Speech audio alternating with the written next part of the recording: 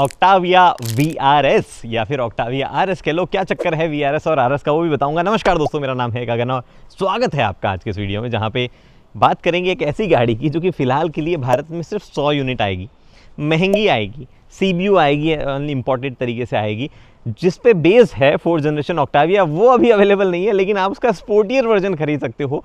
क्या गाड़ी है, आप खरीद पाओ ना खरीद पाओ वो अलग बात है, क्योंकि बहुत ही लिमिटेड यूनिट्स है, बट मोस्टली एंथुसियास्ट लोगों को जानना होगा कि गाड़ी में क्या चीज़ें कैसी है। उसी तरीके से मैं हाथ लगा के एक एक चीज़ की बात करके बताने वाला हूँ आपको कि अच्छी लग रही है नहीं लग रही है, कौन सी चीज़ एंथुसियास्ट के लायक है, कौन सी नहीं है, कौन इसको ले सकता है, हर चीज़ की डिटेल में बात करते हैं। चलिए ओके, तो चाबी से शुरुआत करते हैं। और चाबी जो है ये हमने कुछ स्कोडा कार्स में ऑलरेडी देख ली है। काफ़ी सही, काफ़ी प्रीमियम सी लगती है मुझे तो एटलीस्ट। यहाँ पे थोड़ा रबराइज फील दिया हुआ है दोनों तरफ। यहाँ पे साइड में जो है क्रोम दिया हुआ है पूरा का पूरा। It is plastic but it feels very nice. Lock unlock और बूट जो है वो आपको ओपन करना है तो हो जाता है। एंड ऑब्वियसली स्कोडा की वो गाड़ी नहीं है जो 2.0 स्ट्रैटेजी में आ रही है, इसलिए लॉक अनलॉक के टाइम पे विंडो रोल डाउन हो जाती है। मुझे लगता है मैंने इतनी बार क्रिटिसाइज़ कर दिया कि एक दिन स्कोडा जो है ये फीचर इंडिया वाली जो स्कोडा कार्स है VW कार्स में दे देगा और मेरे को बुला के पीटेगा अलग से कि ये लो बना दिया हमने असली स्कोडा। एनीवे, तो यहाँ पे जो है स्कोडा का लोगो है, VRS है, तो कुछ चेंजेस जो है फ्रंट में है, बट इस कलर के साथ में या कुछ लाइटर कलर के साथ में एक्चुअली DRL वगैरह जो काफ़ी सही से दिख पा रही है। थोड़े से स्क्रैचेस इधर आ गए हैं क्योंकि ट्रैक पे चलाते तो मक्खी मच्छर आके चिपक जाते हैं, तो उनकी वजह से। बट ये DRL जो है आपके पास में यहाँ पे अवेलेबल है, और जब आप ग्लो करोगे तो आप देखोगे इस तरीके से इंडिकेटर वगैरह जो है काफ़ी बढ़िया लाइटिंग वगैरह ओवरऑल सेटअप लग रहा है। इधर आपके पास में VRS लिखा हुआ है। VRS और RS का क्या सिस्टम है, एडास के लिए जो है रडार मॉड्यूल यहाँ दिया हुआ है, उसके अंदर ही कैमरा इंटीग्रेट किया हुआ है। ऑब्वियसली एडास वाला कैमरा वहाँ पे वो 360 डिग्री वाला कैमरा है, और फ्रंट वॉशर जो है वो भी इधर है। तो VRS और RS का सीन क्या है ना कि एक्चुअली स्कोडा इसको RS ही कहती है, बट UK में जो है RS जो है आई थिंक ट्रेडमार्क है फोर्ड के द्वारा, तो वहाँ पे VRS यूज़ किया जाता है, इसलिए कुछ मार्केट में VRS आ जाता है। UK right and drive, India right and drive, आप समझ जाओ। यहाँ पे ब्रिस्टोन के पोटेंशियल टायर लगे हुए हैं। 225 40 R19 ये साइज़ है। 19 is I think little overkill, but गाड़ी की परफॉर्मेंस वगैरह जो है उसमें वो कोई फ़र्क नहीं डालेगा, तो उस वजह से ऐसा है। ट्रैक पे चलाते हैं उसके बारे में और डिस्कशन करेंगे। कैलिपर्स रेड है, यहाँ पे एरो व्हील्स दिए हुए हैं, ये प्लास्टिक बिट उसमें लगा हुआ है। निकालोगे तो मेरे ख्याल से ज़्यादा बेटर लगेंगे, बट नहीं निकालोगे तो थोड़ी सी जो है ऑब्वियसली एयर जो है वो सही से पास होती है। और यहाँ पर उसके लिए देखो कर्टन भी दिए हुए हैं, तो उसके हिसाब से एफिशिएंसी और ओवरऑल फील के हिसाब से दिए हुए हैं। रियर टायर जो है वो भी सेम ही होंगे, क्योंकि ये फ्रंट व्हील ड्राइव है तो उसमें फ़र्क नहीं पड़ता। इन चीज़ों की बात करेंगे। हर दरवाजे पे आपको रिक्वेस्ट सेंसर दिए हुए हैं, और पीछे की तरफ आपको थोड़ा सा ये लिप देख पा रहे हो। हार्डली ऐसे बहुत ज़्यादा चेंजेस नहीं होते हैं कभी भी RS में कि बहुत ज़्यादा स्पोर्टी ऐसा कुछ नेचर बनाया गया है। ज़्यादातर चीज़ें जो है वो सस्पेंशन वगैरह के मामले में दी जाती है, तो उस हिसाब से जो है चेंजेस इंटरनली भी किए गए हैं। हर एक चीज़ की एक एक करके बात करूँगा। अनफॉर्चुनेटली इंडिया वाले वेरिएंट में आपको जो है डायनेमिक चैसी कंट्रोल नहीं दिया जाता है, जो कि आप सेलेक्ट कर सकते हो कि सस्पेंशन कैसे होंगे, कंफर्टेबल पोजीशन पे होंगे या परफॉर्मेंस के लिए ट्यून किए गए होंगे। स्कोडा लिखा हुआ है, ऑक्टाविया यहाँ है, VRS यहाँ पे है। देयर आर 5 कलर ऑप्शंस, उनमें से आप चूज़ कर सकते हैं। पेट्रोल जाएगा ऑब्वियसली, E20 कंप्लाइंट होगी इंडिया में आई है तो। और बाहर एक्चुअली स्कोडा कुछ गाड़ियाँ बाहर भी E20 कंप्लाइंट ही देता है। ये से इंपोर्टेड है तो इसमें E10 फिलहाल के लिए लिखा हुआ है। I don't know why. ये वैसे एग्जैक्ट मॉडल जो है स्कोडा का है, ये आपको नहीं बेचा जाएगा, बट यही गाड़ी आएगी बाहर से। 95 ऑक्टेन जो है वो इंडिया में सारा फ्यूल हो ही गया है, तो इधर मामला है। कुछ और चीज़ें एक्चुअली एक बार की आपको मैं दिखा देता हूँ। यहाँ पे कहाँ लगा हुआ है अरे मैं कहाँ खोल रहा हूँ, ये मॉडल तो उधर से आएगा ना। इंजन बे खोल के दिखाता हूँ, कस्टम है भाई इंजन बे खोलना, क्योंकि यहाँ पे नीचे दिया हुआ है 2 लीटर का वो इंजन जो कि अब 265 हॉर्स पावर बनाता है, और बहुत ही नीटली पैक्ड इंजन बे है। ये 1928 सीसी का है आई थिंक, 4 सिलेंडर इंजन। मुझे एग्जैक्ट सीसी नहीं पता है, बट 2 लीटर मान लो आप, ईजी होता है बोलने का। और उसके बाद में कुछ और चीज़ नहीं है जो बाहर मुझे बतानी है। लिफ्ट बैक डिज़ाइन है, 600 लीटर का बूट है, तो वो अगर आप इसको रेगुलर गाड़ी की तरह इस्तेमाल करना चाहते हैं तो बूट बहुत है, ये आपको बता दूं। एंड दिस इज़ टिपिकल जो कहते हैं ना ऑक्टाविया का सिग्नेचर चीज़ है ये लिफ्ट बैक वाला।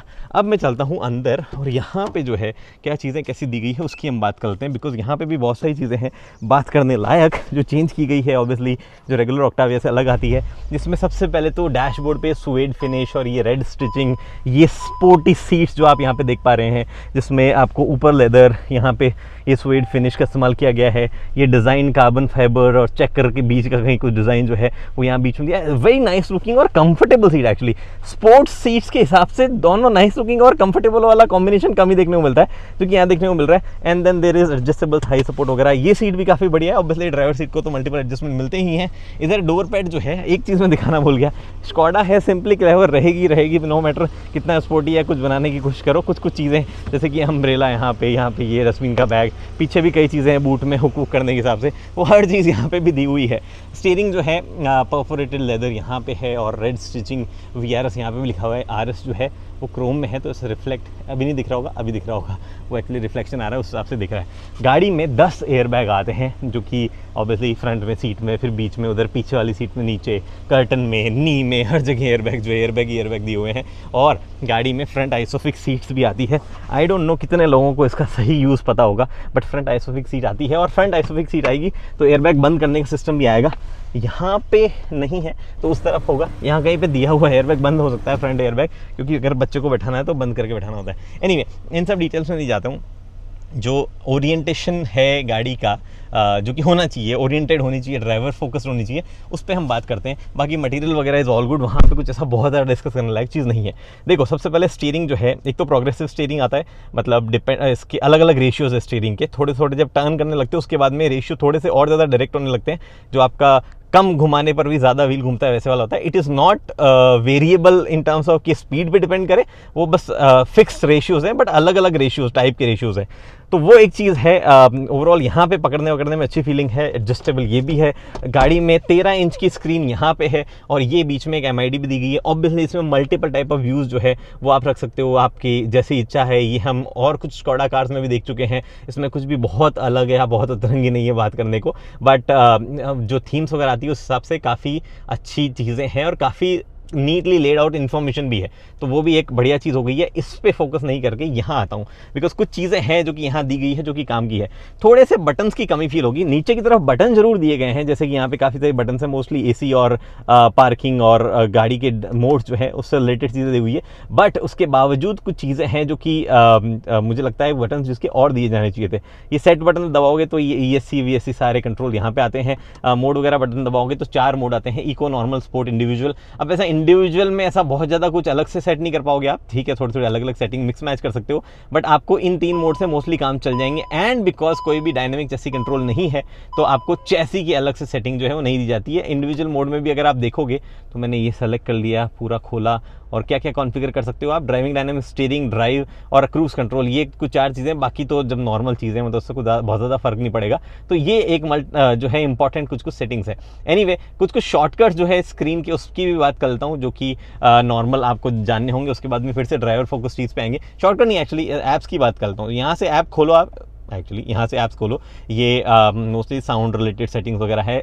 675 वाट का 11 स्पीकर का कैंटन स्पीकर सेटअप जो है वो आपको यहाँ पे दिया गया है। और उसके बाद में इधर अगर आप देखो तो ये Apple CarPlay, Android auto wireless जो आता है उसकी कुछ सेटिंग्स आपको यहाँ पे मिल जाती है। और उसके बाद में ये नेविगेशन जो कि अभी एक्टिव नहीं होगा, आपको जो गाड़ी मिलेगी उसमें एक्टिव होगा। उसके बाद इधर आ जाओ, ये होम आ गया। अब इस होम पे मल्टीपल विजेट्स वगैरह जो है आप अपने हिसाब से सेट कर सकते हो। वापस लौटते हैं ड्राइवर फोकस चीज़ों के हिसाब से। मोड की एक डायरेक्ट सेटिंग यहाँ पे भी अगर आप बटन ना यूज़ कर रहे हो। और उसके बाद में AC से रिलेटेड 2 सेटिंग है। ये ड्राइवर असिस्टेंट सिस्टम है। मल्टीपल ADAS फीचर्स ऑब्वियसली इस गाड़ी के साथ में आते हैं, तो वो आपको जब एडजस्ट करने हैं तो उनको आप यहाँ से कर सकते हो, विच इज़ नाइस। एक ही जगह सारे दिए हुए हैं, यहाँ से एडजस्टेबिलिटी वगैरह जो है सब कर पाओगे। और मल्टीपल टाइप की एडजस्टमेंट भी कर सकते हो आप। कि स्टीयरिंग व्हील जो है, एक तो बहुत ज़्यादा फोकस हंटिंग हो रही होगी। This is a big problem with Sony. पता नहीं कब सुधरेंगे। ऐसा मार्केट तो ऐसे करते हैं जैसे हमसे बेटर कोई कैमरा बनाता ही नहीं है, बट इनके कैमरा यूजुअली बेकार होते हैं फोकस के मामले में। वैसे कई मामलों में ठीक भी होते हैं, लेके बैठा हूँ और इन्वेस्टमेंट कर दिया तो क्या करें।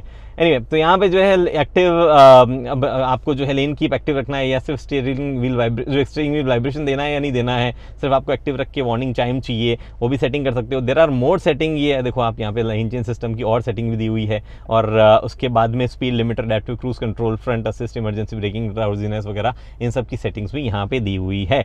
उसके बाद में मैं एक्चुअली पीछे आके एक और चीज़ दिखाने वाला था। व्हीकल सेटिंग्स में आते हैं, यहाँ पे भी कुछ कुछ चीज़ें हैं जो कि इंटरेक्टिव तरीके से आप कर सकते हो। ये मैं आया व्हीकल की सेटिंग्स में, ये 360 डिग्री तरीके से यहाँ पे जो है गाड़ी आ जाती है आपके पास में। आप मल्टीपल सेटिंग्स जो है यहाँ पे आप एडजस्ट कर सकते हो, विंडो क्लोजिंग वाइपर के अगर सर्विस पोजीशन पे लाना नहीं लाना, हेडलाइट से related control, comfort light, tyres से रिलेटेड टायर्स जो है सेट कर सकते हो कि भैया क्या वार्निंग कब आनी चाहिए, टायर से रिलेटेड टायर प्रेशर इंडिकेटर वगैरह आपको सेट करना हो तो सब चीज़ें आप सेट कर सकते हो। स्टेटस में आपको इन्फॉर्मेशन दिखाएगा, कुछ वार्निंग वगैरह आई हुई होगी तो आई थिंक फ्यूल लो है उसकी वार्निंग अभी करंटली यहाँ पे आई हुई है, उसके अलावा कुछ भी नहीं है। तो सॉर्टेड सी स्क्रीन है। ड्राइविंग वाइविंग के हिसाब से कुछ शॉर्टकट्स आपको डायरेक्टली यहाँ दिए हुई हैं तो वो आप कर सकते हो, अदरवाइज मोड वगैरह जो आपको दिया ही गया है। ओवरऑल सारी सेटिंग्स वगैरह जिस हिसाब से लेआउट की गई है टिपिकल स्कोडा वाली है, कुछ भी ऐसा अलग बहुत ज़्यादा नहीं है कि ड्राइवर को ये फील करवाया जाए कि RS कार में हो तो उसके हिसाब से कुछ अलग किया गया। जो किया गया है वो प्रॉबली आपको जो है स्टीयरिंग व्हील वगैरह के ओवरऑल कस्टमाइजेशन में, मतलब सॉरी उसके ग्रिप वगैरह में किया गया। कुछ भी वहाँ पे बटन्स वगैरह एडिशनल RS के हिसाब से नहीं दिए गए हैं, वो अगर दिए जाते तो थोड़ा सा और बेटर लगता। बट अगेन मैं फिर से बता दूं आपको, this is not a car जो कि स्पोर्टीनेस के हिसाब से पहले डिजाइन की जाती है। This is a family sedan जिसको स्पोर्टी बनाया गया है, वैसे वाला ओवरऑल आइडिया रहता है। एक सिंपली क्लेवर टच जो है वो यहाँ पे भी है, वॉल्यूम आपको अप डाउन करनी हो तो उसका ये बार दिया हुआ है यहाँ पे, देख रहे हो यहाँ पे। एक्चुअली अभी कुछ चल नहीं रहा है तो वॉल्यूम अप डाउन होगी नहीं, अगर कुछ प्ले करोगे तो देयर इज दिस बार जिससे वॉल्यूम अप डाउन कर पाते हो, और यहाँ टच करोगे तो you can turn it of. यहाँ पे नीचे वायरलेस चार्जिंग पैड है, 2 USB टाइप सी है, 45 वॉट की चार्जिंग उससे होती है। एंड इनफैक्ट डैश कैम लगाने के हिसाब से भी एक मेरे ख्याल से यहाँ बाहर तो ये रहा, ये बाहर जाता है तो इंडिया में भी आएगा, CPU ही तो है यार। तो यहाँ पे जो है आपको 15 वॉट का सेटअप इधर भी दिया गया है। There is no sunroof on this car, there are lot of buttons. यहाँ पे ड्राइव सेलेक्टर कुछ ऐसा दिखता है, और उसके बाद में आपके पास में पार्किंग ब्रेक, थोड़ा सा स्पेस यहाँ पे है, इसको आप बंद भी कर सकते हो। आपके पास में थोड़ा स्पेस इधर भी दिया गया है। लेट मी चेक कि रियर सीट जो है उसमें कैसा स्पेस आपके पास में है। मैं अपनी फ्रंट सीट अपने हिसाब से एडजस्ट कर लेता हूँ। ऑब्वियसली सीट में आपको मसाजिंग फंक्शन जो है वो भी मिल जाती है, जो भी अगर आप करना चाहो तो वो भी आपके पास ऑप्शन अवेलेबल है। और सीट में आपको जो है हीटेड फंक्शन जो है वो भी दिया जाता है। Let me go back and see कि कितना स्पेस है, उसके बाद में हम जो है गाड़ी ड्राइव करेंगे, बिकॉज ड्राइव करना जो है वही इस गाड़ी की कोर चीज़ है, ना कि ये बताना कि कहाँ पे क्या फीचर्स वगैरह दिखे। एक्चुअली पीछे स्पेस तो बहुत बढ़िया है, किसी ने कुछ पन्नी रखी हुई थी, स्पेस बहुत बढ़िया है, वेरी नाइस एक्चुअली, काफ़ी कंफर्टेबल है पीछे। ये सिंपली क्लेवर का एक और टच दिया गया है, इसको you can remove if you want. एक हाथ से नहीं होगा मेरे ख्याल से, 2 हाथ लगाने पड़ेंगे, और may be you can make it cup holder और ऐसे इस्तेमाल कर सकते हो। 2 टाइप सी पीछे भी दी गई है आपके पास, AC वेंट और टेम्परेचर कंट्रोल जो है वो पीछे भी दिया गया है। एंड ऑब्वियसली ये बीच वाला लगा हुआ है, इसको मैं हटा देता हूँ। आपके पास में यहाँ पे भी जो है कप होल्डर बने हुए हैं, ठीक है। ये मामला इधर हो गया। You can fold this down और बूट जो है वो एक्सेस कर सकते हो, कुछ क्विकली सामान निकालना हो तो। और आपके पास में सनरूफ नहीं है तो लाइट जो है वो यहीं आ जाती है। उसके अलावा मेरे पास में कुछ नहीं है यहाँ बताने को, but actually this is comfortable, genuinely comfortable. मुझे तो लगता है इसमें 18 इंच दे देने चाहिए थे, फैमिली सेडान के तौर पे रोज़ चलाओ और गाड़ी को जो है बेच दो आप 1000-1200 यूनिट जितना भी ला सकते हो इंडिया में, और लोगों को थोड़े मजे करने दो यार। वैसे भी हमारे पास सेडान नहीं बची है, बट फर्स्ट लेट्स सी कि चलाने में है कैसी ये गाड़ी। ओके, तो एक एक करके बात करते हैं हर चीज़ों की। सबसे पहले पावर वगैरह जो है वो वैसे तो आपको पता ही हो, फिर से दोहरा देता हूँ। 265 PS, अगर हॉर्स पावर में जाना है तो 261 समथिंग हॉर्स पावर है। 370 Nm टॉर्क है, और हर कुछ जो है 7 स्पीड के DCT ट्रांसमिशन के साथ में जाता है फ्रंट व्हील में। ये सिंपल सा सेटअप है। ये एक रेगुलर ऑक्टाविया जो है वो हो जाती, जो कि हाईली ट्यून्ड है, बट इसमें कुछ कुछ और चीज़ें भी दी गई है। प्रोग्रेसिव स्टीयरिंग जो है वो भी आता है, और साथ ही में एक और चीज़ आती है जिसको इलेक्ट्रॉनिक डिफरेंशियल लॉकिंग, या फिर उसके ऊपर एक और सिस्टम इम्प्लीमेंट किया जाता है जिसको XDS प्लस कहते हैं। अब XDS प्लस की फुल फॉर्म क्या है मुझे तो कहीं पता नहीं चला, ना ही मुझे किसी किसने स्कोडा में बताई है। बट इंटरेस्टिंग चीज़ वो करता है, जब मैं ऐसे आके टर्न कर रहा हूँ तो जो इनर व्हील्स है वो वाले व्हील्स जो है हल्के से हल्के हो रखे हैं, मतलब क्योंकि उन पर लोड नहीं है इतना, तो गाड़ी जो है उन व्हील्स पे ब्रेक लगाती है थोड़ा थोड़ा, ताकि सारा ट्रैक्शन जो है जिस व्हील पे है उसको बेटर पावर जो है वो सप्लाई की जा सके, वो ज़्यादा टॉर्क जो है वो यूज़ कर सके।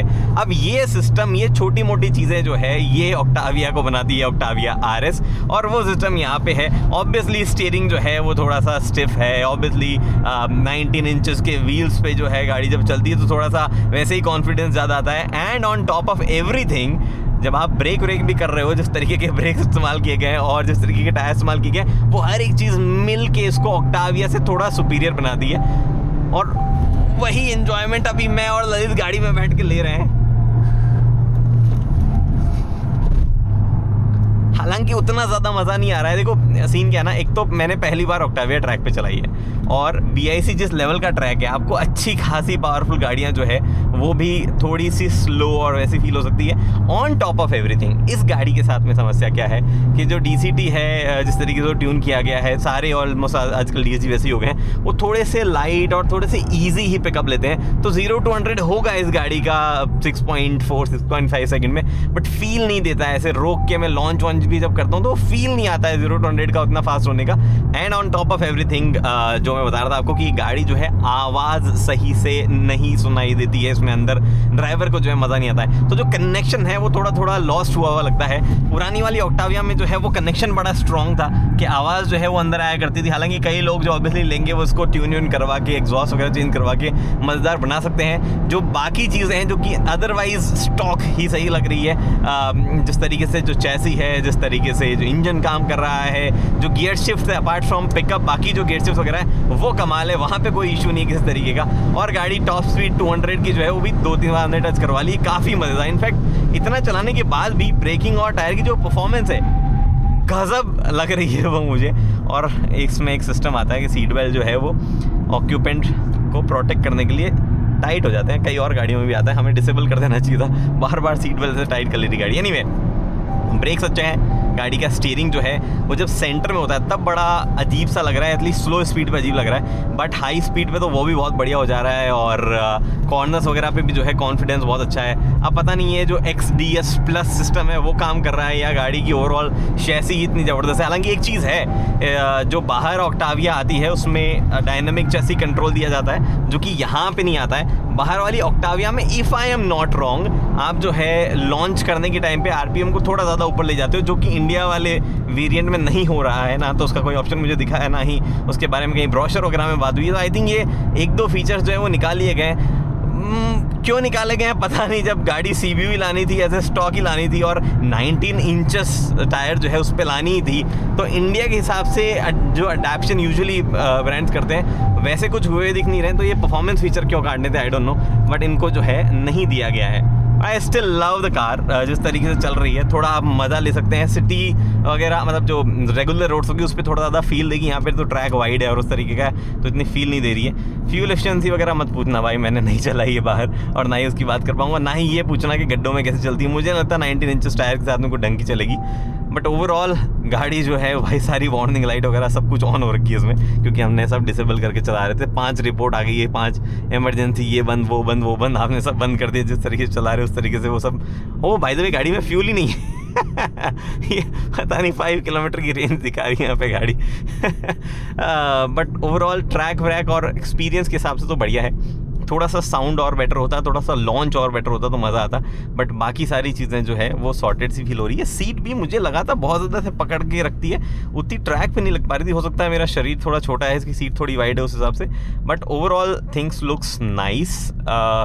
प्राइस पॉइंट जस्टिफाई करना मुश्किल होगा ऑब्वियसली, कई और हॉट हैचेस आ जाती है, कुछ और गाड़ियां हैं जो कि इसी वजह से थोड़ा सा ऊपर जाओगे तो आपको फील ज़्यादा बेटर दे देती है चलाने वालाने का रेगुलर रोड पे।